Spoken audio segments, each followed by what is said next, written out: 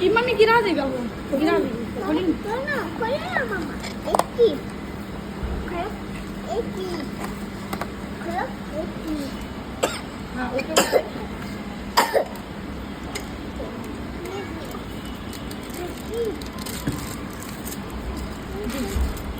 चम्मच दो स्पून दो बेटा दादी को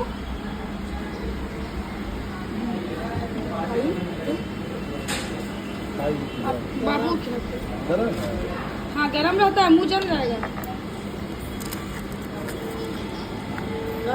हाँ गरम रहता है, बहुत अच्छा लगता है चौको लगा। इतना ठंडा का है सबको पाई को तो इतना बहुत ठंडा का है। ये कौन खाएगा? लीजिए खाइए ना, गिर जाएगा। नहीं मम्मा मैंने चॉकलेट खाई। गिर जाएगा पर हम खिला देते हैं। अरे मम्मा अब लो मुझे था तब गरम है।